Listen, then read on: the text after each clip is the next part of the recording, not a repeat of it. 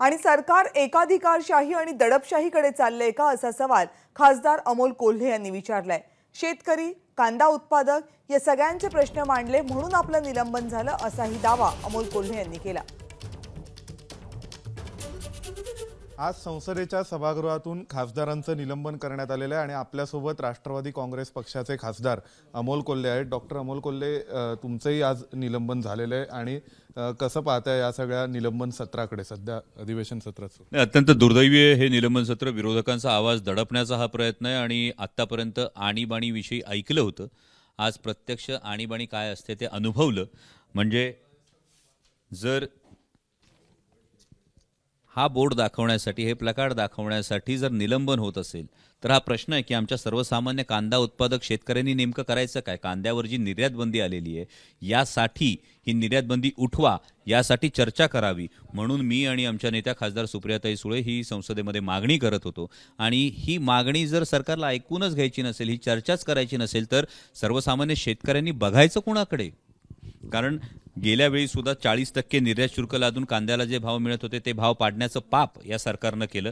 आणि आत्ता सुद्धा कांद्याला जेव्हा भाव मिळण्याची आशा निर्माण झाली होती, 40-45 रुपये कुठेतरी मिळत होते, तेव्हा पुन्हा निर्यात बंदी लादून ते थेट 12-15 रुपयावर कांद्याचे भाव आणलेत। मग या कांदा उत्पादक शेतकऱ्यांची व्यथा मांडायला पाहिजे, ही निर्यात बंदी उठवा यासाठी आम्हाला चर्चा हवी होती, परंतु ही चर्चा न करू देता थेट निलंबन करण्यात आलेलं आहे। तुम्ही आता एकंदरीत असं पाहताय की राष्ट्रवादी काँग्रेसचे जे खासदार होते त्यांचं आजपर्यंत खूप कमी वेळा निलंबन झालंय, कारण ते नियमभंग सुद्धा करत नव्हते।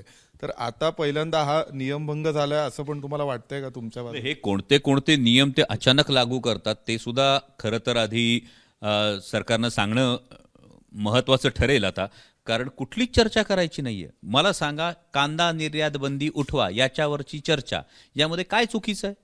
सर्वसामान्य शेतकरी गेले 8-9 वर्ष आमच्या कांदा उत्पादक शेतकऱ्याला भाव मिळत नाहीयेत आणि आता तुम्ही निर्यात बंदी लादतात। फक्त तुम्ही खाणाऱ्यांचा विचार करणार आहात, त्या पिकवणाऱ्यांनी जायचं कुठं? गेली 8-9 वर्ष जर त्यांच्या कांद्याला भाव मिळत नव्हता, आता कुठेतरी 4 पैसे मिळण्याची आशा निर्माण झाल्याबरोबर तुम्ही निर्यात बंदी लादून पूर्ण भाव पाडता, पूर्ण त्यांच्या स्वप्नांची राख रांगोळी करता आणि त्याच्याविषयी चर्चेची जर मागणी केली तर तुम्ही निलंबन करता। तर हे दुर्दैवी आहे असं मला वाटतं। शरद पवार साहेबांशी तुमचं बोलणं झालंय का? ते तुमच्या पक्षाचे प्रमुख नेते आहेत, तर त्यांचं काय म्हणणं आहे या सगळ्यावर? स्वतः आदरणीय पवार साहेबांनी हेच सांगितलं की अशा पद्धतीची निलंबनाची कारवाई एवढ्या मोठ्या प्रमाणावर खासदारांवर ही आजपर्यंत कधीही झाली नव्हती आणि एकूणच लोकशाही प्रणालीलाच कुठेतरी नख लावण्याचा हा प्रयत्न नाही ना, ही शंका मनात येते।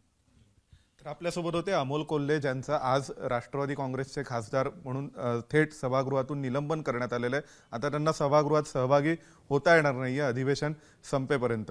व्हिडिओ जर्नलिस्ट मोहितसह सोमेश कोलगे, ABP माझा, नवी दिल्ली।